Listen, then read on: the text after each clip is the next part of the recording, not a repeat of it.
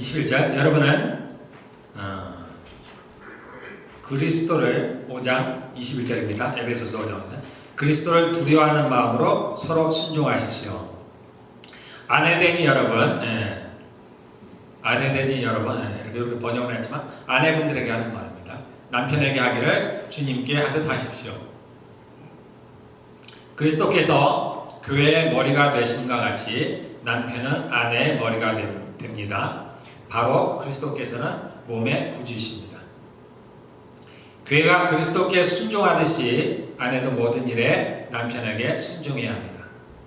남편된 여러분, 아내를 사랑하기를 그리스도께서 교회를 사랑하셔서 교회를 위하여 자신을 내주신 같이 하십시오. 그리스도께서 그렇게 하신 것은 교회를 물로 씻고 말씀으로 깨끗하게 해서 거룩하게 하시려는 것이며 티나 주름이나 또 그와 같은 것들이 없이 아름다운 모습으로 교회를 자기 앞에 내세우시려는 것이며 교회를 거룩하고 흠이 없게 하시려는 것입니다. 이와 같이 남편도 아내를 자기 몸과 같이 사랑해야 합니다. 자기 아내를 사랑하는 것은 곧 자기를 사랑하는 것입니다. 자기 육신을 미워한 사람은 없습니다. 누구나 자기 육신을 먹여 살리고 돌보기를 그리스도께서 교회를 그렇게 하시듯이 합니다. 우리는 그리스도의 몸의 지체입니다. 그러므로 사람이 부모를 떠나 자기 아내와 합하여 그 둘이 한 몸이 되는 것입니다. 이 비밀은 큽니다. 나는 그리스도와 교회를 두고 이 말을 합니다. 그러므로 여러분도 각각 자기 아내를 자기 몸같이 사랑하고 아내도 자기 남편을 사랑하십시오. 그 뒤에 보면 이제 6장에 보면 자녀와 부모에 대한 얘기, 그 다음에 종과 상전. 종과 상전은 지금은 이제 시대가 변했죠. 그래서 직장으로 치면 상사와 직원들 또는 사장과 직원의 관계, 일을 하는 사람과 일을 부리는 사람의 그런 관계가 어떠해야 되는지를 주님께서 말씀하시고 있는데 오늘 특별히 부부의 관계, 부부들과의 관계입니다. 부부끼리의 관계. 그래서 아내가 남편에게, 남편이 아내에게 어떻게 해야 되는지 이것이 우리는 이제 요즘 이제 어디든 마찬가지입니다. 한국도 그렇고 어디든 마찬가지. 동성애 문제 이슈로 굉장히 이제 많은 목소리를 냅니다. 특별히 교회에서 그래서 그러한 집회들도 많이 가고 그러한 어떤 연합 집회들도 많고 또 그러한 이제 법에 대해서 특별히 그러한 법을 그게 차별금지법이라고 하나 이제 그렇다고 합니다. 그것을 제정하는 문제에 있어서 굉장히 시위도 하고 그런 것들을 많이 합니다. 그것은 그만큼 우리가 생각하기에 이 동성애 문제가 굉장히 중요하다라고 생각하기 때문인데요. 그런데 제가 그래서 주님께 제가 단도직입적으로 한번 여쭤봤습니다. 우리가 지금 있는 본문처럼 도대체 뭐가 더 중요합니까? 우리는 동성애 문제가 그렇게 중요하다고 합니다. 그래서 그것을 저지하기 위해서 우리가 기도도 함께하고 많은 분들 하는데 그것과 이렇게 부부의 관계에 이러한 것들이 어떤 게 좀 중요합니까? 죄로 치면은 어떤 게 중요합니까? 동성애를 하는 게 중요합니까? 또는 아내가 남편에게 순종하지 않는 게 중요합니까? 남편이 아내를 귀하게 여기지 않는 게 중요합니까?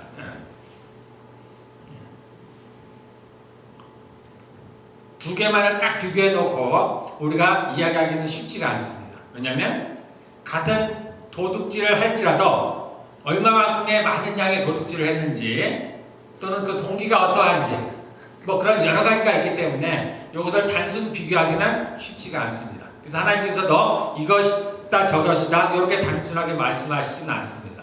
그러나 우리가 동성애를 그렇게 중요한 것보다도 이것은 분명합니다. 가정이 훨씬 더 중요하다고 말씀하십니다. 가정에서 이 법을 지켜야 되는 게 훨씬 더 중요하다고 말씀하십니다.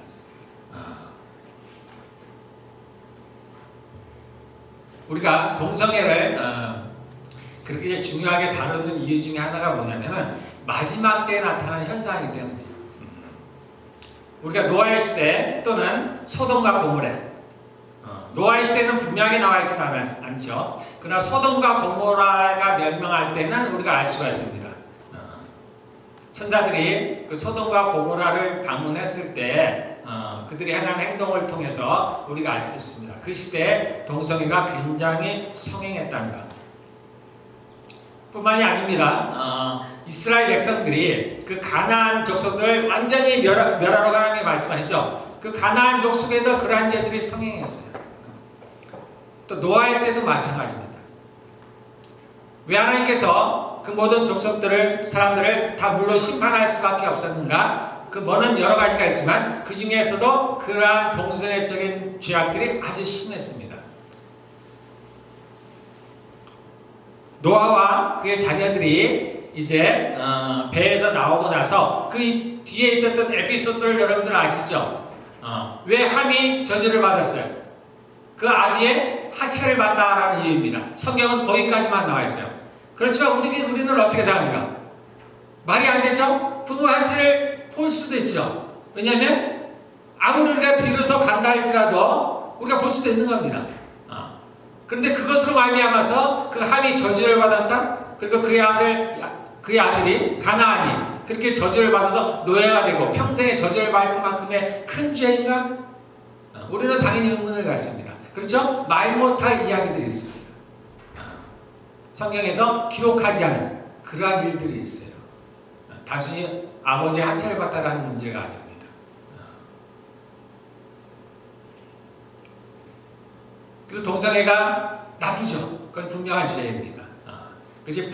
그러나 이 동성애가 이슈화되는 이유는 마지막 때에 나타나는 현상이라는 것 뿐이에요. 그러니까 하나의 죄일 뿐입니다. 하나의 죄일 뿐.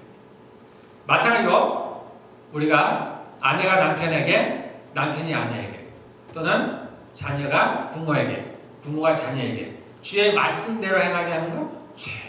죄입니다. 요즘 시대가 마지막 시대라는 것은 반드시 동성애만은 아니에요. 결국은 마귀의 전략은 마귀가 자신이 심판을 받는다는 것도 알죠. 심판을 받았습니다. 그가 하늘에서 쫓겨났죠. 계시록 12장에 미가엘과 그 하늘의 군대와 또 사단과 그를 따른 이들이 전쟁을 벌이고 이제 거기서 졌습니다. 그래서 땅으로 쫓겨났어요. 그리고 그가 결국은 멸망을 당할 것이라는 걸 알겠죠. 하나님의 능력을 알고.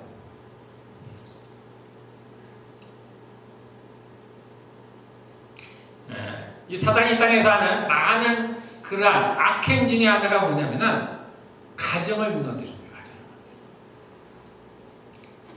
그는 하나님을 미워해요. 그래서 하나님의 자녀들을 미워합니다. 하나님의 신부를 미워해요. 이유가 없어요.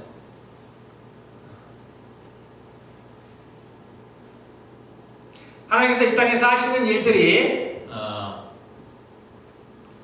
제가 여러 번 여러분들에게 말씀을 드렸습니다. 이 땅은 뭐와 같다면 하나님께서 창조를 하신다 그래서 창조, 새로운 창조. 그게 뭐냐면 우리의 영을 새롭게 창조하는 거라고 그랬습니다. 아담은 첫 번째 사람, 예수님은 두 번째 사람이에요. 두 번째 창조에 속하는 겁니다. 그래서 예수님을 가리켜서 첫 열매다 이렇게 얘기를 합니다. 부활의 첫 열매, 새로운 창조의 첫 열매라고. 그래서 이 창조는 뭘 하나님께서 하시고자 하시는 거냐면 특별히 하나님의 자녀들 그리고 그리스도의 신부를 만드는 과정이에요. 엄마의 뱃속에서 어느 날 아기가 생기면 그대로 밖으로 나온 게 아니죠. 10개월 동안 엄마의 뱃속에서 자라납니다. 그래서 사람의 모습으로 자라나요. 그리고 나오게 됩니다. 마찬가지죠. 우리가 예수 그리스도를 믿으면은 이제 우리가 우리 안에 새 생명을 주십니다. 새 영을 부어주십니다. 새 영을 주십니다. 그래서 이 영은 이전의 영과는 다릅니다. 이전의 영이라면 누구냐면 아담에게 있었던, 아담이 갖고 있었던 영과는 다른 거예요. 하나님께서 창세기 보면은 사람을 만드시는데 어떻게 만드시냐면 우리의 형상을 좇아 우리의 모양대로. 우리죠, 우리. 하나님은 한 분이 삼위일체 하나님이잖아요. 그래서 우리가 되는 거예요. 우리가. 나의 형상을 좇아 만드는 게 아니에요. 우리의 형상을 좇아서 우리의 모양대로 그 삼위일체 되신 하나님의 모습을 좇아서 사람을 만들었어요. 그래서 사람도 영과 혼과 육이 있다고 했습니다.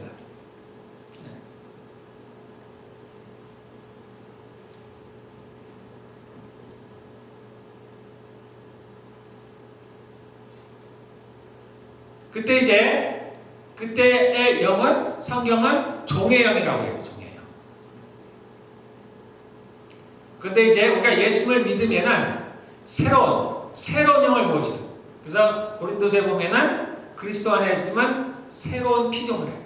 이전 것은 지나갔으니 새 것이다. 이 땅에 해 아래는 새 것이 없다고 그랬죠. 전도서에 해 아래 새 것이 없습니다. 그러나 유일하게 하나예요. 우리의 영이 새거예요. 새롭게 만든 새 영입니다. 근데 이 영은 예전의 영과는 다릅니다. 이 영은 아들의 영이에요. 아들의 영. 그래서 우리가 하나님을 아바 아버지라고 부른다. 로마서에 그렇게 나오는 겁니다. 왜냐하면 아들의 영이신 성령이 우리의 영과 하나가 된 거예요. 이 마지막 구절에 나온 이 비밀이 크도다 해서 남자가 여자가 결혼해서 하나 되는 것을 뭐라고 표현하냐면 그리스도와 교회에 대해서 나는 말하고 있다 라고 얘기했습니다. 그래서 남녀가 하나가 되시, 한 몸이 되시, 그리스도와 교회, 즉 주님과 하나님과 우리가 하나가 된다는 거예요. 하나. 이게 주님께서 지금 이 땅에서 하시는 일입니다. 이 땅에서 하신 일이에요. 그래서 아들의 영이 우리의 영과 하나가 됐습니다. 하나. 영은 죽지 않습니다. 성경에 뭐라고 되어 있어요? 사람이 죽으면 그 영은 하나님께로 돌아간다 그랬습니다. 아담이 범죄한 이후로 우리의 영과 혼과 육은 어떻게 변했냐면 영은 죽었어요. 육체는 이제 시간이 지나면 흙으로 돌아갑니다. 죽어요. 혼은 구원을 받아야 돼요. 그래서 베드로서에는 뭐라 했어요? 구원의 마지막 결론은 뭐냐면 우리의 혼의 구원이다 이렇게 얘기를 합니다. 그러니까 혼은 구원을 받아야 됩니다. 육체는 흙으로 돌아가요. 영은 죽었어요. 죽었다는 게 사라졌다는 얘기는 아닙니다. 여전히 영은 우리 안에 있어요. 사람들 안에 있습니다. 정확히 사람의 뱃속에 있어요. 배. 위치가 배입니다. 배. 그래서 성령이 어디에 계시냐면 배에 오십니다. 성령이 어디에 계시느냐? 우리의 영과 하나가 되어 있어요. 우리의 영과 하나입니다. 그래서 우리 안에 우리 배에 영이 존재하는 것이 우리 배예요. 그래서 성령이 그리러 오시는 거예요. 그래서 우리 영과 하나 되는 거예요. 우리 육체 안에 없습니다. 죄가 우리 안에 들어왔죠? 죄는 악한 영이라고 했습니다. 죄가 어디에 들어왔냐면 우리 육체에 들어와 있는 거예요. 우리 영에 들어와 있는 게 아닙니다. 우리가 단지 모를 뿐이에요. 마음이 어디 있다 그랬어요? 가슴에. 우리의 가슴에 있습니다. 우리의 혼은 어디에 있어요? 머리에 있어요. 우리의 혼이 우리의 뇌와 연합해서 우리 육체와 교감을 하는 거예요. 이 뇌를 통해서. 어쨌든 영이 죽었다는 얘기는 영이 이제는 그 기능을 잃어버렸다는 얘기입니다. 그래서 사람들은 영이 죽었으므로 당연히 하나님을 알지 못해요. 영적인 것들을 인식하지 못합니다. 또 영이 하는 일들, 영에게 주어진 일들이 뭐라 했어요? 선악을 분별하는 거라 했습니다. 또 판단할 수 있는 거라 했어요. 그러한 능력이 없어요. 그런데 우리가 예수를 믿으면 이제 성령께서 우리 안에 새 영을 부으십니다. 그러니까 우리가 믿으면 성령이 오신다 이렇게 얘기를 합니다. 그러나 사실은 반대죠. 순서는 반대입니다. 우리가 새로 태어나지 않아요. 주님께서 말씀하시죠. 니고데모에게 너희가 성령으로 거듭나지 아니하고, 거듭나다는 건 새로 태어나는 거죠. 성령으로 거듭나지 아니하고, 즉 우리가 영이 살아나지 않으면 하나님의 나라를 볼 수 없다라는 겁니다. 그래서 먼저 영이 살아나야 돼요. 영이 살아나야 우리에게 믿음이 생기는 거예요. 그리고 하나님의 나라를 볼 수 있고 하나님을 보이진 않지만 들리지 않지만 우리가 하나님이 계시다는 게 믿어지는 거예요. 인식을 하는 겁니다. 그러면 성령이 우리 안에 새 생명을 주셔야 돼요. 근데 그런 것들은 눈에 보이지 않는 것들이죠. 그래서 우리가 예수를 믿으면 우리가 생명을 얻는다 이렇게 얘기하는 거지만 순서적으로는 그렇다라는 겁니다. 그래서 첫 번째 우리가 구원 얻는 믿음은 내 것이 아니에요. 어느 누구도 먼저 내가 예수를 믿고 구원 얻는 사람은 없어요. 그럴 수는 없는 거예요. 어쨌든 그 영이 이제 죽은 사, 즉 기능을 잃은 상태로 있다가 이제 성령이 우리 안에 오시면은 성령이 우리의 영과 하나 됩니다. 그리고 새로운 영이 되죠. 그래서 아들의 영이 됩니다.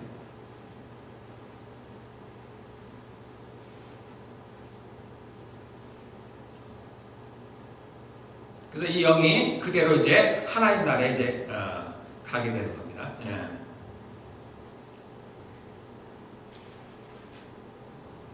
이게 이제 우리가 좀 전에 읽은 에베소 뒷부분에 나온 그 비밀이 크다라는 건 이 얘기를 말하는 거예요. 특별히 부부의 관계가 아니고 부부가 이렇다는 게 아니에요. 우리 부부가 서로가 한 몸이 됐으니까 하나 됐다 그런 얘기는 아닙니다. 그런 얘기하고는 다른 얘기고 그것을 비유로 해서 하나님의 영과 우리가 하나가 됐다는 걸 얘기를 하는 거예요. 그래서 이것은 교회와 그리스도에서 말하는 것이다 이렇게 얘기를 하는 거예요. 자, 우리 중요한 것은 이제 앞에 나온 얘기입니다. 그 남편과 아내에 대한 관계인데 남편과 아내에 대한 관계를 우리가 알려면은 이제 창세기로 한번 돌아가 봐야 돼요. 그래서 처음에 하나님께서 아담과 하와를 어떻게 만드셨고 왜 그 다음에 어떤 일들이 벌어졌는지 창세기에 오면 하나님께서 1장에 보면은 천지를 창조하신 이야기가 나옵니다.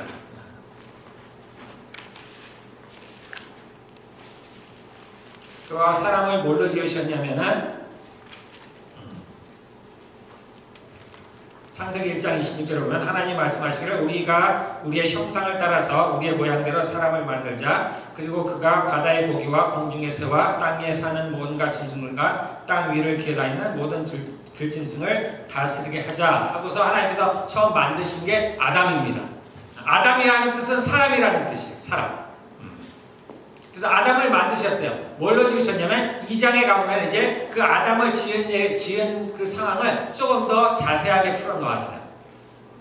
그래서 하나님께서 7절에 보면은 2장 7절에 보면 주 하나님이 땅의 흙으로 사람을 지으시고 그의 코에 생명의 기운을 불어넣으시니 사람이 생명체가 되었다. 생명의 기운이 뭐냐 하면은 때로는 우리가 이것은 육체의 생명 쉽게 얘기하면 우리가 혼이라든가 다르게 얘기할 수 있지만 그거는 아닙니다. 육체의 생명이 지금은 우리가 마치 혼과 우리가 육이 분리되면 죽잖아요. 죽었다고 얘기하잖아요. 그러나 처음은 안 그랬습니다. 육체에도 생명이 있었어요. 생명의 기운을 불어넣는 그 얘기입니다. 어쨌든 하나님께서 흙으로 흙으로 사람을 지으셨어요. 그리고 그에게 뭘 주셨냐면 이 땅을 다스릴 수 있는 권세를 주었습니다. 생육하고 번성하고 땅에 충만하고 정복하고 다스리라고 주님이 명령을 하셨는데 그 얘기는 뭐냐면 주님께서 단순히 말씀만 하신 게 아니고 그러한 권세를 아담에게 주었다는 얘기입니다. 그렇게 해서 하나님께서 처음에 아담을 먼저 만드셨어요. 사람으로 치면 남자를 먼저 만드셨습니다. 디모데서에 보면 나오죠. 아담을 먼저 지으시고 남자를 먼저 지으시고 그 다음에 이제 여자를 만드셨어요. 하나님께서 보시니까 아담 혼자 있는 것이 독처하는 것이 혼자 있는 것이 보기에 좋지 않아서 이제 하나님께서 그 남자의 갈빗대를 취해서 자 갈빗대라고 해서 누군가는 이렇게 얘기하면 재료가 다 똑같은 재료예요. 어차피 갈빗대가 원래 흙으로 만든 거예요. 아담이 흙으로 만들어졌고 여자도 다 흙으로 만들었다는 얘기예요. 똑같이 만들었다는 얘기입니다. 그래서 이제 아담의 돕는 배필로 만들었어요. 돕는 배필.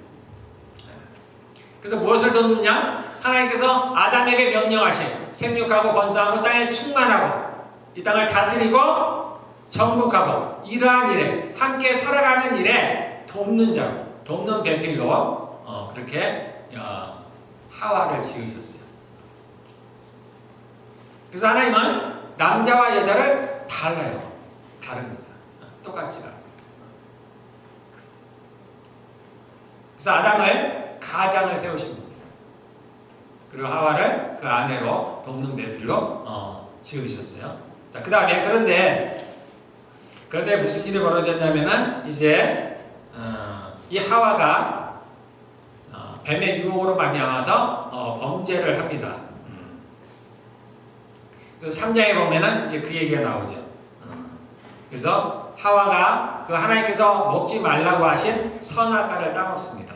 그 선악과를 따먹고 자기만 따먹은 게 아니고 남편에게도, 남편 아담에게도 그것을 줘서 아담이 그것을 먹게 됩니다. 그러므로 말미암아 이 땅에 이제 저주가 오게 돼요. 그래서 3장에 보면은 자 15절에 보면은 15절 16절부터 볼까요? 그로 말미암아서 어떤 일이 벌어졌는지 창세기 3장 16절에 보면 여자에게는 이렇게 말씀하셨다. 하나님께서 이제 범죄한 이후에 그 하와에게 말씀하신 겁니다. 내가 너에게 임신하는 고통을 크게 더할 것이니 너는 고통을 겪고 자식을 낳을 것이다. 너가 남편을 지배하려고 해도 남편이 너를 다스릴 것이다. 자, 하와가 범죄함으로 이루 말미암아서 하와에게, 여자에게 두 가지 벌이 내려졌습니다. 첫 번째는 잉태하는 고통. 잉태할 때, 아기를 낳을 때 그러한 진통이 생긴다는 거예요. 고통을 하고 이제 아기를 낳게 된다는 겁니다. 자, 두 번째는 남편이 이제 그 아내를 다스리게 된다라는 겁니다.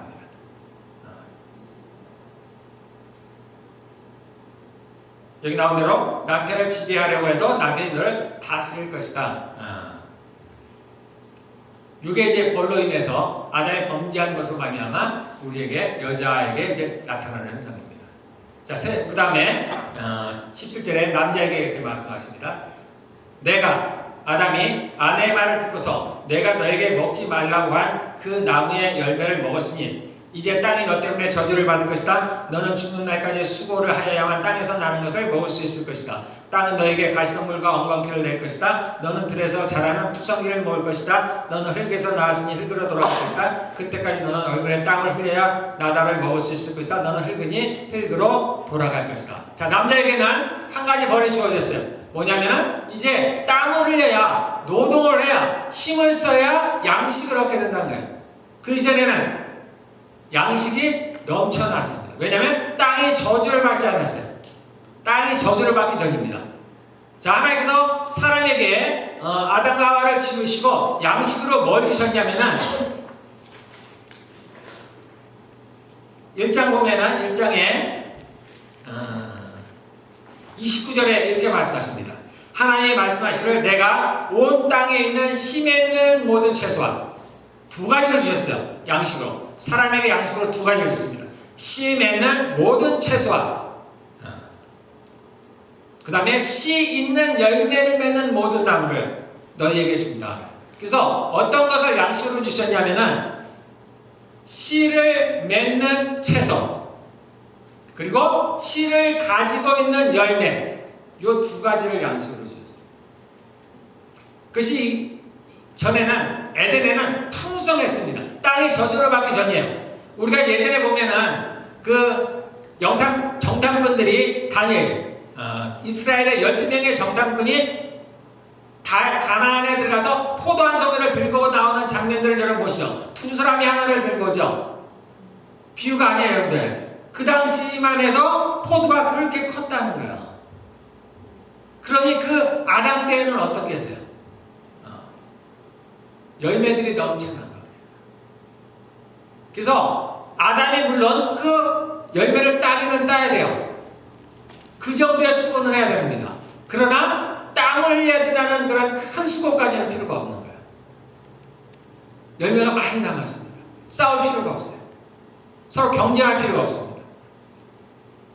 그런데 아담이 범죄함으로 말미암아서 왜 굳이 아담이야? 원래는 하와가 먼저였죠. 근데 왜 아담에게 이 얘기를 하시냐면 아담이 가장이었고 처음에 하나님과 언약을 맺은 건 아담이었어요.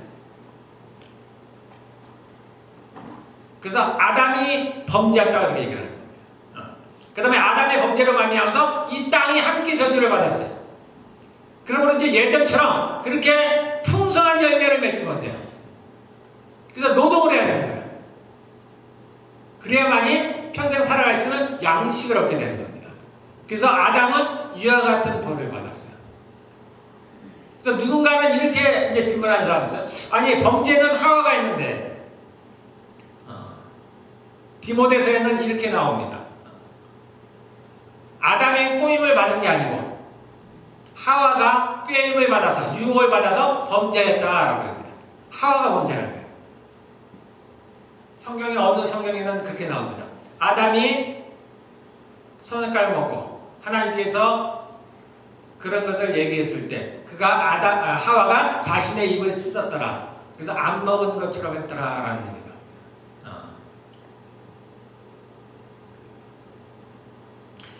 그래서 아니, 하와가 먼저 죄를 범했는데 왜 아담의 벌이 더 클까? 하와가 아기를 낳을 때 고통만큼은 남자들은 그런 고통은 없죠. 그러나 그거는 이제 일시적인 거잖아요. 근데 남자는 평생 노동을 해야 돼요. 그래서 가정을 살려야 됩니다. 근데 왜 아담이 그런 더 큰 벌을 받을까? 성경은 뭐라고 얘기하냐면, 성경이 얘기하는 건 아닌데 어디에 나와 있는지도 모르겠습니다. 정확히는. 근데 왜 그러냐면은 저도 그래서 과거에는 뭐라고 설명했냐면, 아담이 가장이니까 책임을 져야 되니까 그 아내를 지켜야 됐었는데, 그 하와를 지켜서 범죄하지 못하도록 지켜야 됐었는데 그래서 하지 못했으니까 그러한 책임으로 말미암아서 아담이 더 큰 벌을 받는다라고 저도 이제 그러한 얘기를 설교 시간에 한 기억이 납니다. 그것이 틀린 건 아니에요. 그러나 전적으로 그렇지는 않습니다. 그것에 영향이 좀 있어요. 영향이 좀 있지만 그게 다가 아닙니다. 중요한 것은 사람은 다 뭘로 자신이 벌을 받냐면 자신의 죄로 받는 거예요. 자신의 죄. 혹자는 얘기합니다. 아담은 범죄를 짓지 않으려고 했는데, 또는 하와를 너무나 사랑해서, 하와가 이미 벌을 받잖아요. 그럼 자기와 분리되잖아요. 달라집니다. 그래서 하와를 너무 사랑해서 죄를 지었다 이렇게 얘기하는 분들이 있습니다. 그러나 그것은 올바른 거예요. 모든 사람들은 자신의 죄로 인하여 벌을 받아요. 그래서 아담이 더 큰 벌을 받았다는 얘기는 아담이 더 큰 죄를 지었다는 얘기예요.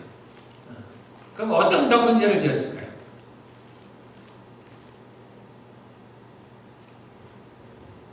하와는 뱀의 꼬임을 받았어요. 그래서 그가 선악과를 먹는 순간에는 자신이 이 죄에 대한 인식이 크게 없어요. 그런데 아담은 다릅니다. 아담은 그 후에 이제 하와의 얘기를 듣고서 그것을 먹어요. 그러면 아담은 이미 모든 것을 알고 있습니다. 이것이 죄라는 것. 그리고 충분히 생각할 만한 시간도 있고 여유가 많아요. 그래서 아담은 알고 지은 거예요. 알고. 자신이 하나님의 언약을, 하나님의 말씀을 불순종한다는 것을 알고 그가 죄를 지은 겁니다. 성경에는 뭐라고 얘기하면, 너희가 모르고 죄를 지으면 적게 맞을 것이요, 알고도 죄를 지으면 더 맞으리라. 이스라엘 백성들이 범죄함으로 말미암아 이사야 40장인가요? 거기에는 그렇게 나오죠. 이스라엘 백성들이 그들이 노역의 때가 끝났고 하면서 뭐라고 하냐면, 그들이 범죄한 것보다 2배나 벌을 받았다 이런 표현을 합니다. 2배나 벌을 받았다. 왜 이스라엘 백성들이 2배의 벌을 받았을까? 그리고 그것이 우리에게도 그대로 적용된다고 했습니다. 우리도 죄를 지으면 믿지 않은 사람들이 똑같은 죄를 범했다고 하면 우리는 2배의 벌을 받습니다. 왜냐하면 우리는 알기 때문에. 이것이 죄라는 걸 알기 때문에. 이스라엘 백성들은 하나님으로부터 율법을 받았어요. 이미. 그것이 죄라는 걸 알고 있었습니다. 그럼에도 불구하고 그들이 죄를 지었기 때문에 2배의 벌을 받은 거예요. 아담도 마찬가지죠. 똑같이 선악과를 먹었지만은 아담은 이것이 죄라는 걸 분명하게 인식하고 있었기 때문에 아담이 큰 벌을 더 받게 되는 겁니다. 자, 어쨌든 아담이 이렇게 벌을 받아들였어요. 자, 제가 이 얘기를 왜 하냐면은, 우리에게 지금 나타나는 일들은 우연히 벌어지는 일이 아니라는 거예요. 원래부터 이렇지 않았다는 겁니다. 우리는 마치 하와가 처음서부터 아기를 낳을 때 이러한 고통이 있었구나. 아닙니다. 절대 아니죠. 하나님은 그런 고통을 주시는 분이 아니에요. 그런 고통이 없었어요. 이것은 죄로 말미암아. 마치 우리가 태어날 때부터, 아니 창조될 때부터 우리가 이렇게 힘겹게 노동을 해야, 힘겹게 싸워야 살아갈 수 있는 것처럼 지어진 것처럼 우리는 착각을 할 수가 있어요. 그렇지 않습니다. 천국은 이렇지 않아요. 이렇게 땅을 흘려야 양식을 얻는, 그렇지 않습니다. 거기는 죄가 없으니까. 우리에게 지금 나타나는 현상들은 다 죄로 말미암은 거예요. 성경대로 되는 겁니다. 그들이 범죄함으로 말미암아 하나님으로부터 이러한 저주를 받았기 때문에, 벌을 받았기 때문에 여자분들이 아이를 낳을 때 고통을 받는 거예요. 남자들이 수고해야만 양식을 얻을 수 있는 겁니다. 그 얘기는 뭐냐면, 우리가 하나님의 말씀을 순종해야 되는 이유입니다. 말씀대로 이루어집니다. 예수를 믿는 사람이든 믿지 않는 사람들은 바라는 게 있죠. 행복해지기를 바라는 거예요. 다 평안하기를 원합니다. 모든 것이 잘 되기를 원해요. 방법은 하나뿐이 없습니다. 하나님 말씀에 순종하면 돼요. 그의 말씀대로 하는 거예요. 그렇게 했는데 잘 안 되던데, 또는 마귀의 뜻대로 했더니 뭐가 좀 잘 되는 것 같은데, 우리가 속는 겁니다. 마치 마귀가 광명의 천사로 가정해서 마치 좋은 것을 줄 듯, 그렇지 않아요. 모든 게 중독이라는 게 그렇게 제한합니다. 마치 이것이 나에게 기쁨을 주느냐, 도박을 하면 내가 이것이 나에게 돈을 따느냐, 꼬이는 방법은, 유혹하는 방법은 다 똑같잖아요. 마치 그것이 항상 그럴 것처럼, 평생에 그럴 것처럼. 제가 이제 잠깐 비유를 드리면, 저 이제 바둑을 뒀어요. 아주 젊은 날에 내가 바둑만 생각하면 이가 갈리는데, 저는 그래요. 바둑이 나쁘다는 건 아닌데, 저는 바둑이 이제 중독처럼 빠졌어요. 내 청년의 때는, 그게 저는 청년의 때가 없어요. 그 기원에서 바둑만 뒀어요. 자, 근데 바둑을 두면 재밌어요. 재밌죠? 그렇게 재밌어요. 그렇게 재밌는데, 어느 순간 이제 사람들과 조금씩 어울리기 시작합니다. 그래서 뭘 하게 되냐면, 짜장면 내기를 한번 해볼까? 짜장면 내기를 합니다. 재밌는 것 같아요. 막 그 승부욕도 생기고, 전과는 다른, 뭔가 다른 게 있는 것 같아요. 재밌게 해서. 조금 했다가, 우리 한 1,000원짜리 한번 내기해볼까? 5,000원짜리 해볼까? 10,000원짜리 해볼까? 가요. 그래서 처음에는 재밌는 것 같아요. 그 사람들을 와서 봐도 막 더 재밌는 것 같아요. 그런데요, 그건 처음만 그렇죠. 좀 지나면 잠깐 이상해집니다. 그 전에 내가 내기를 안 했어도 바둑을 두는 게 굉장히 기뻤어요. 그 자체로 나에게 큰 즐거움이었어요. 내기와는 전에서. 그런데 내가 내기를 한 이후부터는 그 즐거움이 사라져버렸어요. 내기를 해야 뭔가 쾌감이 오는 거예요. 내가 이겨야만 쾌감이 오는 거예요. 전에 내가 내기를 안 할 때는 져서 좋고 이겨서 좋고 다 즐거웠어요. 그냥. 그렇다는 겁니다. 마귀는. 처음에는 마치 이게 좋은 것처럼 주는 거예요. 그래서 우리는 생각해요. 천국에 가면 도대체 무슨 재미가 있지? 그런 경쟁도 없는데, 서로 싸우는 것도 없고, 내 것 내 것이 없는데, 풍족한데, 이게 너무 지루한 게 아닌가? 그건 하나님의 능력을 모르기 때문입니다. 태초에 하나님이 그렇게 만드시지 않았어요. 그런 것이 없어도 우리 안에 기쁨과 즐거움이 넘쳐나게 되어 있습니다. 하나님이 그런 분이세요. 우리가 아이들을 보면 하죠. 아이들. 그냥 좋은 거예요. 그러니까 나이가 들어갈수록 그 기쁨과 즐거움이 사라져버립니다. 원래 그런 거예요. 그래서 우리가 하나님의 말씀을 따르면 우리가 곧 그러한 것들이 나타나는 게 아니에요. 왜냐하면 이 땅은 누구한테 속했다? 마귀에게 속했습니다. 이건 하나님의 나라에 속하지 않았어요. 하나님의 나라라면 다르겠죠. 근데 마귀에게 속하는 것이다. 그래서 우리가 하나님의 말씀을 따라서 해도 이것이 곧 우리에게 나타나는 일들이 아니에요. 때로는 우리가 고난을 받기도 합니다. 핍박을 받게 돼. 주의 말씀을 쫓아가므로 인해서. 그러나 상황은 바뀝니다. 반대로 우리가 마귀가 원하는 대로 삶을 살다 보면 처음에는 뭔가 잘 될 것 같은 거예요. 근데 결국은 멸망으로 빠져요. 네. 여기에 수많은 사람들이 쏟는 거예요. 크리스찬들조차. 우리가 재물을 얻어도 하나님께로부터는 재물이 있습니다. 마귀가 주는 재물이 있어요. 마귀로부터는 얘기가 있습니다. 꼭 도둑질을 해야만, 강도짓을 얻은 재물이야만 마귀로부터는 그렇지 않아요. 그것만이 다는 아니에요. 우리가 직장생활을 해도 하나님으로부터 오는 게 있고 마귀로부터 오는 게 있어요. 우리가 분명하게 구분을 못하지만 하나님과 주는 사람은 구별해요.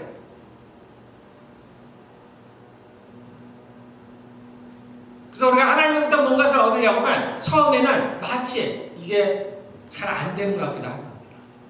늦는 것 같기도 해요. 그러나 어느 시간이 지나면 달라져요. 우리 청년들은 정말 그러기를 바라요. 하나님으로부터 주는 그것을 정말 받기를 정말 바랍니다. 어쨌든 우리가 형통하기를 원해서 또는 복을 얻기를 원한다면, 행복해지기를 원한다면 하나님의 말씀대로 순종을 하면 됩니다.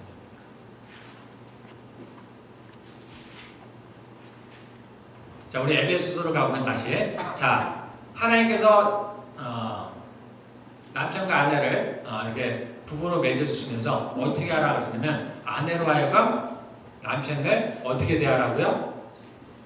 순종하라고.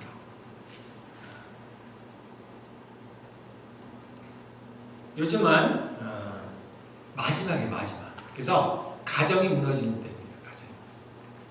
마지막. 물론 성적인 정체성이 문제가 되기도 하죠. 그것도 하나입니다. 하나님의 창조 질서를 어긋나는 거예요. 하나님의 창조 질서에서 어떻게 보면 가장 중요한 게 뭐냐면 가정이에요. 가정. 이 동성애도 마찬가지입니다. 가정을 무너뜨리기 위한 거죠. 그런데 동성애만이 가정을 무너뜨리는 게 아닙니다. 남편과 아내가의 관계가 달라져 있어요. 제가 얘기해줘서 세상은 평등을 얘기한다. 남녀가 똑같다. 그래서 심지어 부모와 자녀 간에 똑같아. 그래서 어떤 관계가 제일 좋을까? 친구 같은 관계가 제일 좋아라고 얘기합니다. 제 아내하고 친구 같아. 제 남편은 우리는 친구 같아. 그러면 사람들이 제일 좋다고 생각해요. 절대 아닙니다. 절대 아닙니다. 하나님은 그렇게 만들지 않으셨어요. 다른 겁니다. 하나님은 각각 다 종류대로 만드신 거예요. 각각 종류대로. 역할이 다 다른 겁니다. 그래서 누가 교회 안에서 민주주의가 아니나 절대 아니에요. 그런 거 없어요. 하나님이 왕이십니다. 하나님 왕. 그래서 하나님 말씀대로 하는 거예요. 하나님 자신의 뜻대로 하는 거예요. 우리는 하나님 나라에 속한 사람이에요. 그래서 그분의 말씀대로 해야 돼요. 그것이 우리에게 행복을 주는 거예요. 그래서 마귀도 우리를 속이는 겁니다. 그래서 마치 내가 순종하면 굴욕이라고 생각해요. 굴복.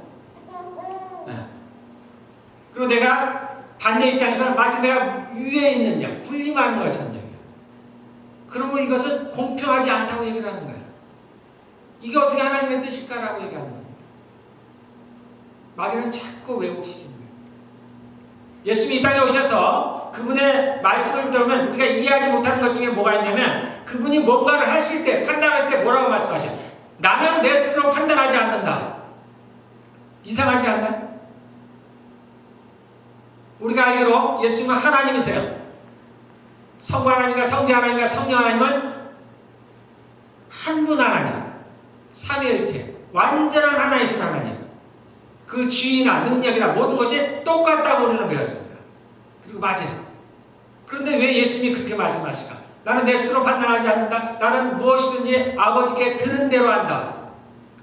그럼 하나님 아버지께서 예수님께 우리가 모르는 어떤 사이에 이렇게 하라, 이렇게 하라, 일일이 하라, 일일이 하실까요? 그 얘기를 하시는 거예요? 그 얘기가 아니죠. 그런 얘기가 아닙니다.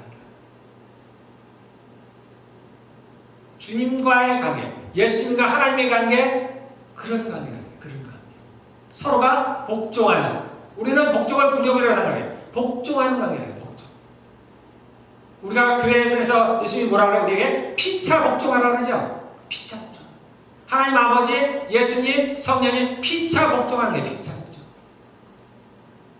그래서 예수님은 하나님이시지만 모든 걸 아시지만 내가 모든 걸 판단할 수 있지만 그러나 내가 그렇게 하지 않는다.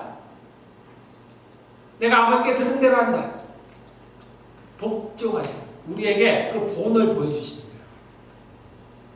이게 굴욕이 아니라 천국은 그런 곳이라는 거예요. 위에 있다고 군림하는 것이 아니에요. 너희가 천국에서 높은 자리를 원하니 가장 낮은 자리가 되라. 여러분들 남편에게 순종하는 게 굴욕이 아니에요. 굴욕이 아니에요.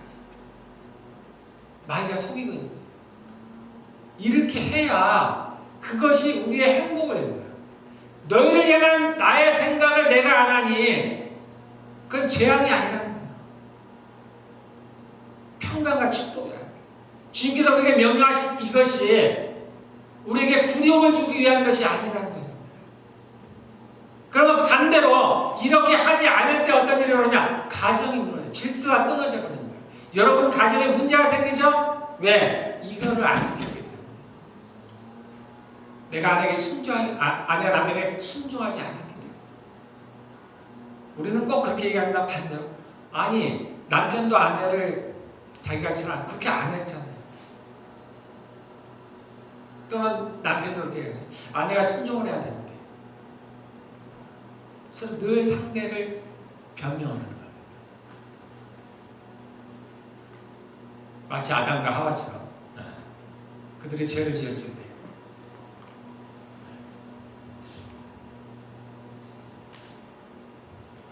다 우리는 각각 자기의 죄로 말미암아 벌을 받게 돼요. 그 대가를 치르게 됩니다.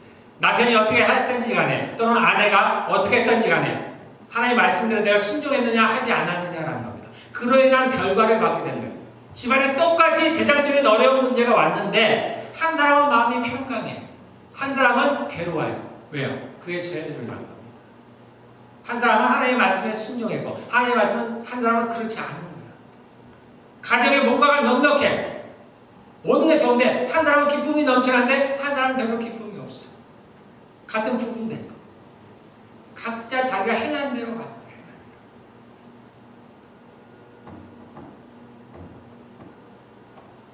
제가 창세기를 읽은 이유가 뭐라고 했어요? 그것이 그대로 지금 나타난다 그랬죠? 네. 이 하나님의 말씀은 진리입니다. 그대로 이루어져요. 그래서 가정의 회복은 이렇게 하는 거예요. 그런데 내가 이제 하나님 앞에서 새롭게 되기를 원하는데 여러분들 늘 계획을 뭐라고 세워요? 올해는 성경을 좀 읽어봐야지. 올해는 기도를 좀 해봐야지. 하고 싶어. 내가 올해는 우리 남편에게 절대적으로 복종해야지. 여러분들 하나님의 뜻이 무엇인지를 알아야 돼. 하나님 뭘 원하시는지를 알아야 돼. 남편도 마찬가지야. 그냥 내가 밖에서 돈만 잘 벌어오면 된다. 그것은 내가 충분. 우리는 다 하나님 나라에 속한 사람입니다. 하나님의 법이 어떤지. 이거는 법이라 했습니다. 하나님 물론 창작을 하십니다. 남편이 저를 사랑하지 않았어. 남편이 나를 그렇게 대하지 않으니까 제가 순종하기 어려서 창작은 하십니다. 하나님은 그러한 분이세요. 그걸 창작은 하세요. 아내가 내게 순종하지 않는데 내가 어떻게 아내를 사랑해요? 창작은 해요. 창작은 하십니다. 그러나 각자의 죄로 말이야. 반대로 얘기하면 그럼에도 불구하고 내가 하나님의 말씀을 따라 남편에게 순종했을 때 내가 그럼에도 불구하고 내가 아내를 귀하게 여겼을 때 내게 올 하나님의 상이 어떨까?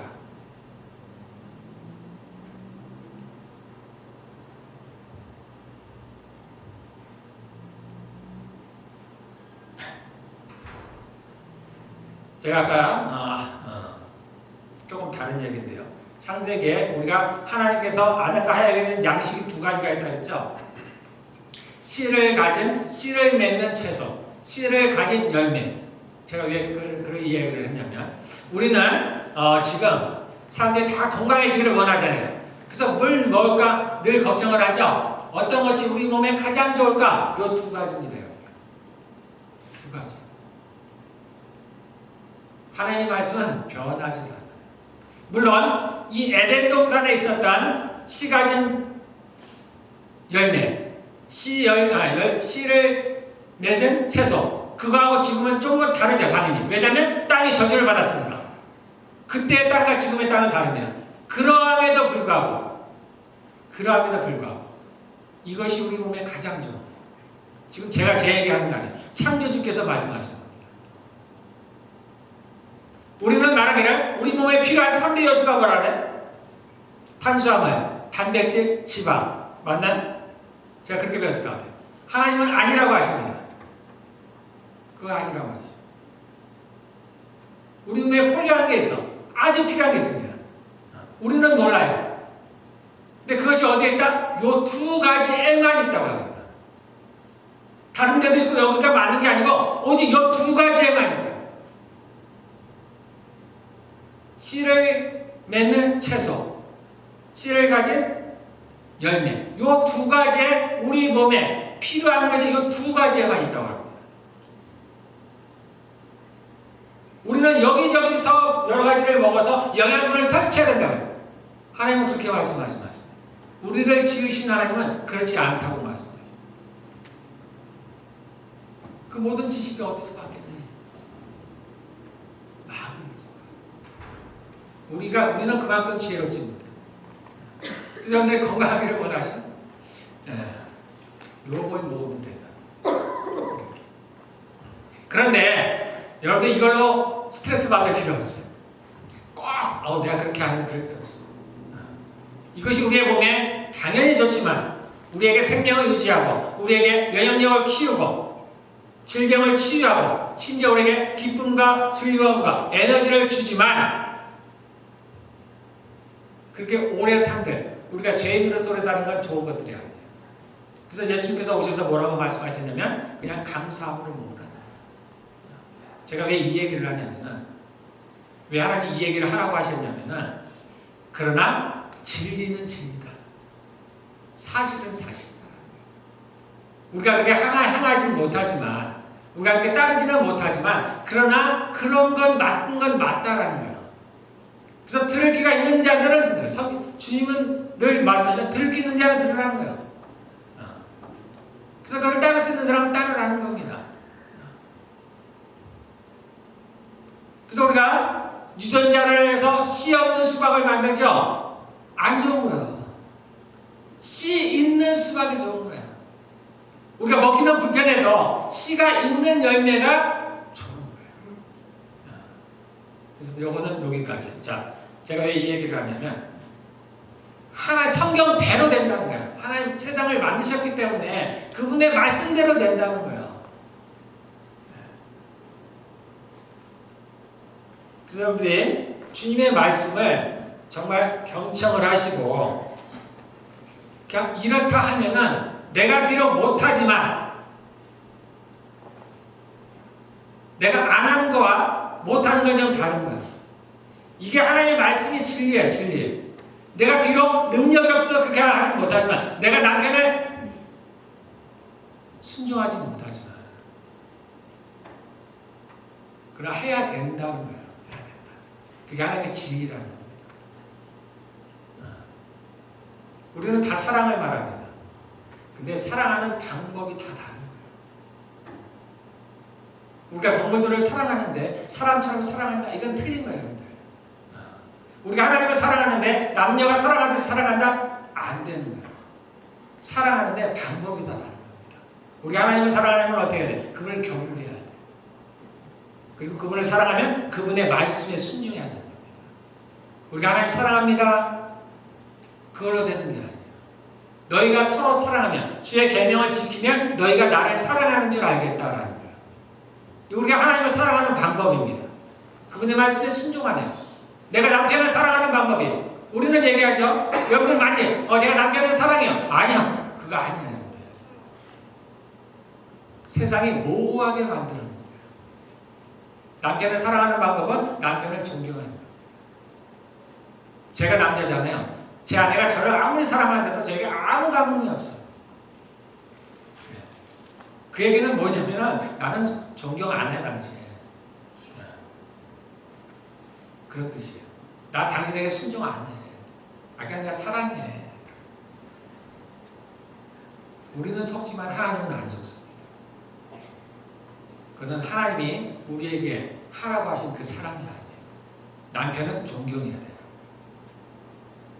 그리고 순종해야 됩니다. 친구 아니에요? 절대 아닙니다. 하나님 말씀에서 절대 아니다. 절대 아니에요. 우리가 자녀들을 친구 시험하면 아니다. 절대 아니다. 자녀는 가르쳐야 됩니다. 하나님의 말씀으로 가르쳐야 됩니다. 그가 바르게 가도록 가르쳐야 됩니다. 우리가 그렇게 하지 않으면 자녀를 사랑하지 않는 거예요. 사랑하지 않는다는 얘기는 자녀를 사랑하지 않았다 그걸로 그치는 게 아니라 우리가 그 하나님의 말씀을 지키지 못했으므로 그에 합당한 것이 따라오는 거예요. 내가 남편을 순종하지 않았으면 순종하지 않은 걸로 끝이 아니라니까요. 여러분들, 죄는 반드시 대가를 치르게 되어 있어요. 여러분 삶이 행복하지 못해요? 이유가 있어요. 반드시 이유가 있어요.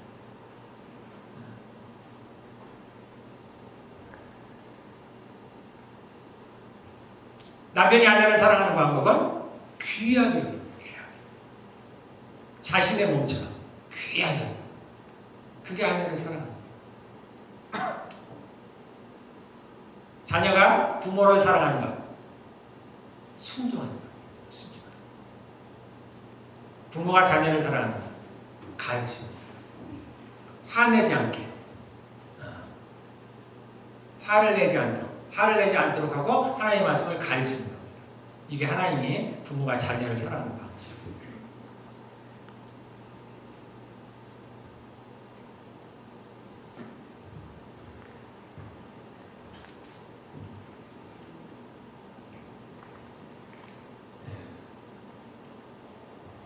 우리 주기도문에 보면은 제가 주기도문을 여러분들이 꼭 하라고 했죠.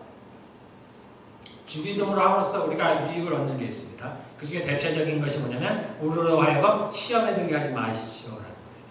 하나님께서 막아주시는 거예요. 우리가 그 기도를 함으로 말미암아서 그래서 우리가 시험이 안 드는 겁니다. 그 다음에 그 뒤에는 나오는 뭐가 있어요? 우리가 조금 무시하는 우리를 나누어서 우리가 우리에게 죄 지은 자를 사하여 준 것 같이 우리 죄를 사하여 주옵시고. 도대체 이게 이해가 안 되죠. 나는 다른 사람을 잘 사해주지 않는데 그럼 하나님이 나의 죄를 용서 안 하시나? 나는 예수님이 십자가에 죽으셔서 다 용서받았다고 생각했는데 이게 아닌가? 근데 이 주기도문을 누가 가르쳐 주신 거예요? 예수님. 이게 뭔가 모순인가? 그럴 리가 없잖아요. 자, 예수님께서 십자가에서 죽으셨어요. 우리의 모든 죄를 다 사하셨어요. 한 번에. 우리의 과거, 현재, 미래 다 사하셨습니다. 근데 그것은 언제 이루어져요? 심판 때. 이 땅에서 우리가 짓는 죄는 두 가지가 있다고 했습니다. 하나는 원죄가 있어요. 원죄. 하나는 자범죄. 신명기에 보면은 신명기인가요? 출애굽경. 하나님은 사유하시는 하나님. 죄를 용서해요. 그러나 그 벌은 너희가 받아야 돼라고 말씀하세요. 이해가 안 되죠? 용서를 하시는데 우리가 벌을 받아야 된다는 거예요. 우리가 이 땅에서 그대로 적용이 됩니다. 하나님 우리를 용서하셨어요. 그 심판할 때 우리는 이깁니다. 지옥에 가지 않아요. 그런데 대가를 치러야 돼요. 예수님이 대가를 치르셨죠? 또 우리가 치러야 될 것이 있습니다. 그런 말미암아서 우리가 원죄에 대한 대가를 치러요. 그래서 우리가 어떻게 죽음을 맞이하는 거예요. 모두가 죽어요. 우리가 노쇠하는 겁니다. 노아가 돼요. 내가 별다른 죄를 짓지 않아도 우리는 노아돼요. 원죄가 돼서. 자범죄라는 거예요. 내가 지은 죄. 그런 말미암아서 내가 이 땅에서 고통을 받게 됩니다. 그래서 우리에게 뭘 주셨냐면 그럼 우리가 지은 죄들을 해결해야 되죠. 그 해결하는 방법이 대표적인 게 회개입니다. 그래서 회개라는 걸 우리에게 주셨어요. 이건 선물과 같은 거예요. 우리가 지은 죄 해결할 수 있는. 우리는 실상 수많은 죄를 짓고 있습니다. 제가 이제 하나님과 가깝다 그랬습니다. 처음 내가 하나님과 이렇게 소통할 때는 매일 내가 회개하는데 회개할 게 없는 거죠. 매일 회개할 게 없는데 똑같은 삶인데 뭐가 있을까? 내가 조금씩 알아가면 알아갈수록 많더라고요. 내가 단지 모르는 거예요. 여러분 단지 모르는 겁니다. 우리는 수없이 많은 죄를 지고 있어요. 그래서 그로 인하여 이 땅에서 고통을 받고 살아가는 거예요. 고난 가운데 살아가는 거예요. 그 하나님께서 이 죄를 해결할 수 있는 몇 가지 방법을 주셨어요. 그가 뭐냐면 첫 번째가 회개예요. 그리고 또 하나가 뭐냐면 사랑을 하면 됩니다. 사랑은 허다한 죄를 덮는 거예요. 사랑을 하면 그 죄를 덮어줍니다. 어떤 죄는 어떻게 덮어지는지는 그분이 정하세요. 우리가 얼마큼 사랑하느냐에 달려있겠죠. 또 하나가 있습니다. 지금 죽이도 된다. 우리가 다른 사람을 용서하면, 우리가 우리에게 죄 지은 자를 사하여 준 것 같이 우리가 다른 사람의 죄를 용서하면 하나님께서 내가 부지불식간에 우리가 지었던 수없이 많은 어떤 죄를 용서해 주느냐, 우리가 지었던 수없이 많은 부지불식간에 지었던 죄악들을 하나님께서 용서해 주시는 거예요. 또 우리가 갚아야 될, 치러야 될 값이 있다 그러죠. 그러한 것들을 경감해 주시는 거예요. 왜 하나님 마음대로 하시면 당연히 하죠. 하나님은 마음대로 하십니다. 그러나 하나님은 룰이 있어요. 룰대로 하십니다. 단지 우리가 모를 뿐이에요. 그분은 그렇게 룰대로. 우리는 그 양을 잴 수 없지만 그분은 정확히 잽니다. 그래서 우리가 치러야 될 값을 주님이 경감해 주십니다. 내가 받아야 될 고난들, 어려움들을 경감해 주십니다. 이걸 가볍게 생각하지 마시기 바랍니다. 우리 인생의 고통이 이걸로 온다니까요. 제가 어떤 어려움이 올 때마다 하나님께 여쭙습니다. 이게 왜 그래? 하나님 정확히 알려줘요. 이건 이것 때문이다, 이것 때문이다, 이것 때문이다. 내가 이해할 수 없는 건 물론 안 합니다. 어려운 것들은 안 알려줘. 그럼 내가 할 수 있는 거, 그럼 내가 어떻게 하면 좋을까요? 이렇게 해라, 이렇게 해라, 이렇게 해라. 해결해 나가. 그럼 그것이 없다면 내가 일이 형통하겠죠. 사람들의 관계가 좋겠죠. 일이 잘 풀리겠죠. 그게 다 우리가 원하는 것들이 아닌가. 제가 하면 요 세 가지입니다. 회개, 사랑을 많이 하시면 돼요. 그리고 나에게 죄 지은 것. 누군가 나를 괴롭혔어요. 누군가 나의 마음을 상하게 했어요. 누군가가 나의 것을 빼앗아갔어요. 이랬을 때 그 사람을 용서해 줘야 돼요. 특별히 여러분들이 마음을 가지고 진짜 용서하면 엄청난 효과가 있습니다. 그게 안 되더라도 만류라도 하나님 제가 저를 용서합니다. 제가 저 사람을 용서. 내가 차를 가는데 앞에 누가 휙 지나갔어. 저주하지 마시고 하나님 제가 저를 용서합니다. 그래 그렇게 해라. 그렇게 해라. 하나님 저 사람 용서해 주십시오. 제가 용서합니다. 심지어는 저 사람을 축복해 주십시오. 그러면 그 축복이 어떻게 다? 그 사람이 가든지 아니면 나에게 돌아오든지. 우리가 보이는 것은 보이지 않는 것들로 말미암는다고 했습니다. 우리들과의 인과관계가 아니에요. 보이지 않는 거에 관계입니다. 자, 본문으로 들어와서 제가 마지막으로 그래서 내가 아내에 대해서 또는 남편에 대해서 내가 주의 말씀대로 순종하고 싶은데 남편을 존경하고 싶은데 도대체 안 돼요. 안 되죠. 안 됩니다.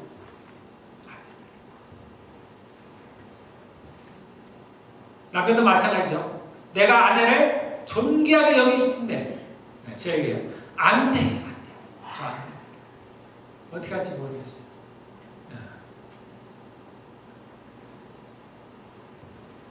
방법이 있습니다. 저는 이걸 알았을 때 정말 나에게 희소식이 있어요. 방법이 있어요. 요거를 적용하시면 돼요. 나에게 죄 지은 자를 사하여 준 것까지. 자, 아내가 남편에게 순종하지 않았어요. 제가 늘 하나님께 마음이 아파요. 그럼 하나님 아세요. 그래. 안다. 제가 아무리 얘기해도 제 아내가 안 듣죠, 당연히. 안 듣는 게 아니라 할 수가 없는 거예요, 할 수가. 그 육신 때문에 못하는 거예요. 반대로 나도 마찬가지죠. 나도 못하는 거예요.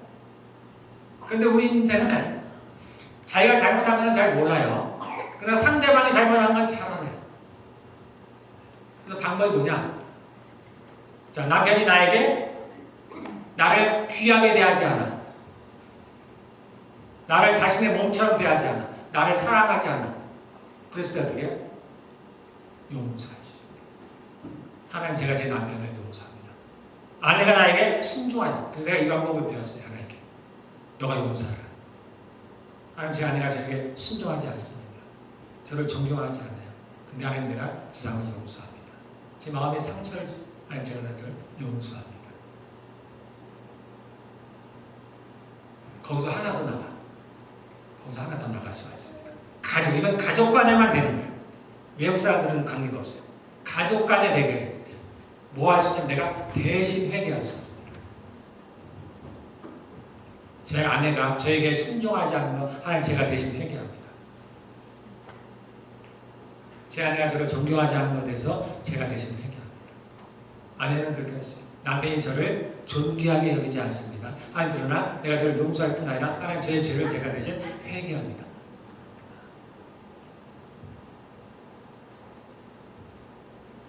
이런 것들 반드시 우리가 하나님께 그 저주를 받은 대로 잉태하는 고통이 따라오듯이 남자들이 일을 해야지 먹은 것을 얻듯이 이러한 것들도 현실 가운데 나타나는 거예요. 여러분들. 이제 그러면 어떻게 돼요? 아내가 남편이 바뀝니다. 그렇게 나의 말로 바뀌지 않던 아내와 남편이 내가 이렇게 함으로 말미암아서 바뀌어 나갑니다. 내가 아내를, 남편을 나의 힘으로 못 바꾸죠? 그거는 못 바꿔요. 왜냐면 상대가 하고 싶어도 못하는 거예요. 이거는 내 힘으로 되지 않고 능력으로 돼요. 왜냐면 육신이 그렇기 때문에. 내가 그 악한 자를 이길 수가 없는 거예요. 상대가 악한 자를 이기지 못해요. 내가 진실로 안다고 되는 거잖아요. 그래서 전쟁은 뭐에 누가 이겼다? 하나님께서 했다는 게 이 얘기예요. 하나님께 맡기라는 거예요. 우리가. 그것이 뭐냐면 내가 그 일을 하나님께 맡기는 거예요. 내가 그를 용서하고 내가 그의 죄를 회개할 때 그 일을 하나님께 맡기는 겁니다. 그러면 상대방이 하지 못했던 것, 내가 하지 못한 것을 하나님께서 그 악한 영과 전쟁으로 말하면 그를 떼어내는 거예요. 우리에게 혼과 영을 찔러 쪼갠다 그랬죠. 내 안에 나를 가로막던 그 악한 영을 내 혼에서 쪼개내는 거예요. 그래서 언제 그랬냐는 듯이 내가 그 일을 하는 거예요. 전에는 그렇게 굴욕스럽게 느껴졌던 거예요. 그런 것들이 굴욕스럽지가 않아요.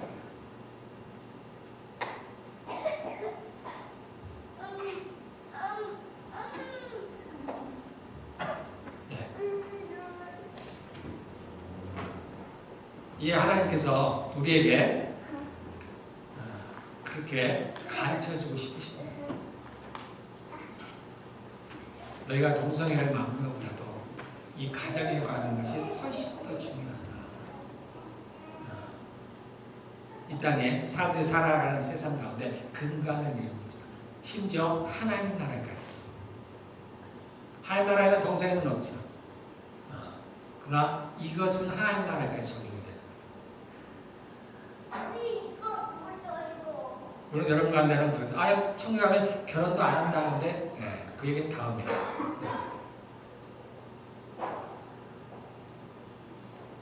이렇게 하시기를 바라겠습니다. 아내를, 남편을 미워하지 말고 왜 나에게 그렇게 안 할까 하지 말고 이렇게 돼서는 아무 일도 해결되지 않습니다. 하나님 저를 도와주십시오. 이것도 되죠. 그러나 효과가 빠른 게 뭐라고요? 빨리 내가 대신 회개하는 거예요. 내가 용서하고 회개하면 됩니다. 마음이 괴롭죠? 나에게 복종하지 않는 내 아내로서 내가 한다고?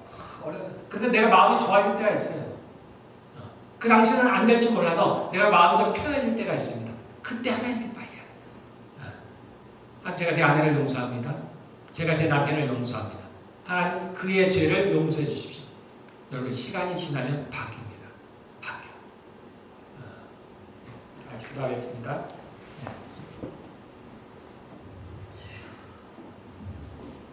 여러분이 남편에게 또는 아내에게 하나님의 말씀대로 하겠다는 결심도 무지하게 중요합니다. 그와 더불어서 요 반대도 같이 하시길 바랍니다. 그 회복되는 속도가 엄청나게 빨라질 거라고 저는 생각을 합니다.